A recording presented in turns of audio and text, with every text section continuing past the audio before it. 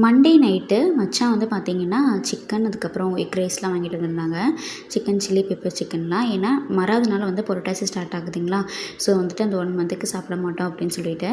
அதுக்கப்புறம் மறாவது நாள் பார்த்திங்கன்னா நான் வந்துட்டு நம்ம வீடு வந்து ஷிஃப்ட் ஆகுறோங்களா. மண்டே பால் காய்ச்சிருந்தோம். வெட்னஸ்டே வந்து பொருள் எடுக்கிறோம்.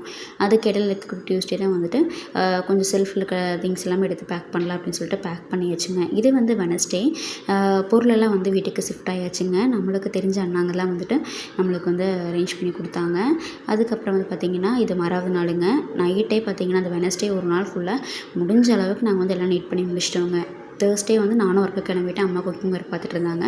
தேர்ஸ்டே ஒர்க் முடிச்சுட்டு வரும்போது அக்கா நைட்டு வந்து டின்னர் வந்து ரெடி பண்ணிகிட்டு இருந்தா.